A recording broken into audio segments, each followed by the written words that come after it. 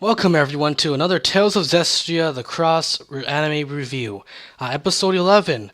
If you guys are wondering why this episode might be a bit tad late, it's because I got sick over the weekend, actually the entirety of last week and this weekend, and I managed to bring out the rewrite review last night. But I'm feeling a bit more better to do a Tales of Zestria the Cross review.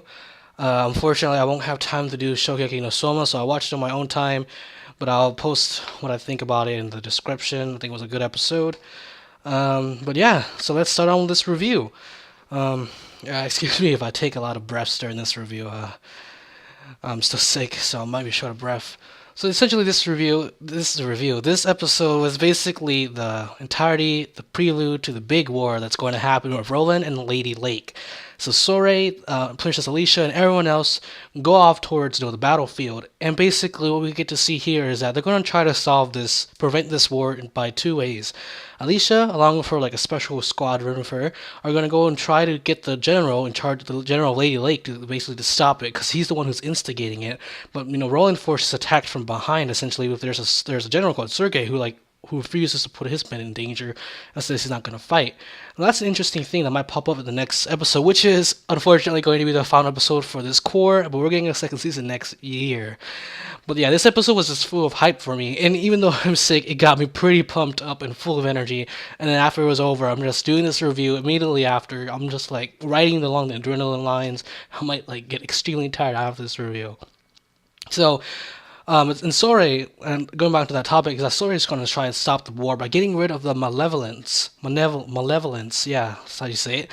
Basically, the malevolence of this is like floating ghost sheets. Not like ghost sheets, but if any of you have read Harry Potter or watch Harry Potter, they look like the Dementors from that. That's what I'm getting. Those Dementor vibes. They're flying around the battlefield, and basically when Sore jumps down, everyone else, the Seraphs, so Mikleo, Edna, and Lila, they fight. Basically, he fights the soldiers, but not technically. He purifies the malevolence, and this in turn knocks them out, which was really interesting to see. In order to fight, to purify the malevolence, he has to aim at the sky because that's where they are. They're floating and flying around.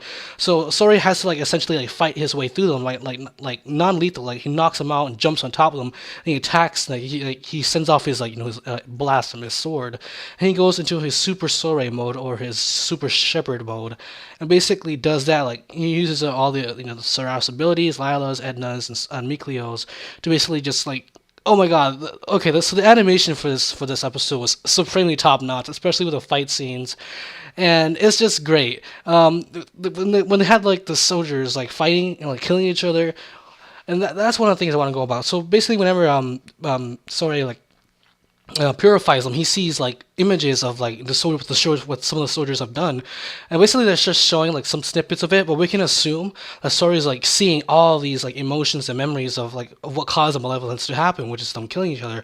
So we only get to see a few snippets of it, but Sori basically gets to see all of it, which was really interesting. And the fight scene with soldiers bashing each other in the head with the catapults, shooting the flaming cannonballs, it was just really, really good animation, and it was really fluid. And we get to see the consequences of doing that, and basically him doing all the techniques to purify basically puts an immense toll on him as he basically slows down and collapses after finishing them off. Now we're gonna transition over to the princess's Alicia's side, and basically they're going to intercept going to the command center of the General Lady Lake and basically take him down, or capture him and persuade him and top it off. And okay. And I feel like I'm forgetting something, but I might remember it around the end of this review.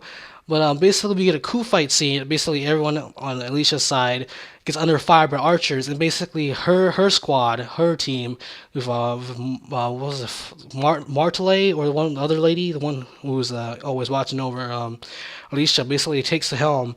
Basically, is gonna hold them off there, and basically she and Rose go over to the command center. And what was really cool was that we get to see a kind of deeper, interesting side of the politics of Lady Lake. And things you wouldn't really, which is really interesting for me because it was just like the politics run deeper than the princess. Like you would think that they would obey the princess without question because she's a princess, but they're like Lord Bartolo gave the general there full command as basically Alicia goes there with Rose and she says, "I'm going to put the stop to this." And basically the guy general says, "You can't make me. Lord Bartolo gave me full control. Basically, we're going to have to capture your princess, subdue her, and basically since he's not going to come along nicely or quietly, wound her if you must." And basically, we got a cool, fluid, non-lethal action scene with Rose and Alicia basically taking them all out, like all the soldiers.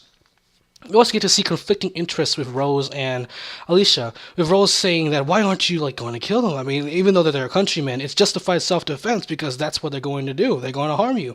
Basically, Alicia says that this is war. I can't understand this. I don't want to kill them all that. I just can't understand it. And basically, Rose has enough of this as basically they're getting worn down because you can see that they're getting like Alicia gets hit, knocked down. Rose almost gets her head chopped off, but like it hits like cuts part of her hair off, and she sees that that's enough. It's enough. She pulls out a knife and basically is going to kill one of them. But Alicia blocks it with her own sword, and she gets stabbed through the stomach or the side, I believe. And what's interesting is that when that happened, it was just like a conflict of interest, basically with Alicia saying that I can't understand this. I can't do it to kill my own, even though she got wounded. And then we get to see, oh man. So basically, before this, we see the one who stabbed her, which is just this really pathetic looking soldier who's basically like afraid. Like he does not believe what he's done, and you can see that the tip of his blade, his sword, is like with her blood. Alicia's like saying, "It's not your fault," and all of that. So wipe the blood off that of your blade. It's going to rust. And he basically drops, screams, and runs away. And Rose at this point is like holding her, and basically gets so pissed off that she has this like energy field or whatever. This a burst of energy like fly out and knock everyone down. And basically, Alicia says, "What? A seraphim?" And basically Rose says, "Why is this happening again?" And we get to see something floating, and it's gonna be one of the characters that is in the opening song that we won't get to see until the second season, unfortunately. But if you play the game, you get to see him already. But honestly, this is really cool. So basically, this is pointing towards Rose being a second shepherd, but this is already probably confirmed because of the Berseria episodes where they play the opening song of Tales of Zestria, the video game, which is really cool. But it spoiled some things. I wish they would have used they could have used the same song, but did a different animation sequence altogether. But let's just it's the past is the past. And after this, we get to see, oh man, the Lord of Calamity himself, who is a human Helion. And basically, the lead up to this scene is that Sori notices something wrong, and basically goes to another battlefield where more fighting is taking place. And the Lord of Calamity shows that this entire area, near it, is the Lord of Calamity's domain. And the episode ends right there. I was just like, no way. But yeah, this episode was a real blast to watch and review. Unfortunately, as I said before, I can't review Shoukugeki no Soma at this moment. I have watched the episode, but I wouldn't be doing it justice if I wasn't going to give my thoughts on it after I watched the episode. I watched the episode yesterday. I was going to do basically review it. My voice gave out, and I just couldn't do it. It would just kill a lot of the thing if I was just going to say, it's been like a day or two since I've watched. I'll do a review on it. I'll be forgetting a lot of things, even though I don't mention a lot of the little smaller details I don't notice, but I'll be missing out a lot.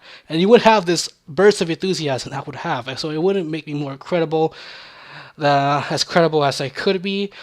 Well, I feel like I'm forgetting something. Oh yeah, basically, alright, so the beginning of this episode, all that, we got some cool interactions with Alicia and her special forces that was with her. We get to introduce two of her, basically two of these girls who know each other, the childhood friends and all that, and they got interactions with Alicia. And then basically one of them is an archer girl who pulled off a super archer sniping thing in the standoff where Martele, whatever her name is, holds off the thing while Alicia and Rose go to the thing. It was really interesting. I find funny that this it felt to me so out of place, but not in the bad way, but in a good way. They were all buddy with each other, and they all talking to Alicia, and it's just so cool with it. And they were talking about hey, you're going as a woman, so no, your chest is big. She's like, wait, I think my chest is bigger. I'm just thinking to myself, this is hilarious and out of place, but in a good way. They start talking about we both like the same guy. His name was Robert. But that part, when they said his name was Robert, I don't know if it was a mistake on the subs or if it was meant to be that way. But his name was Robert. He did.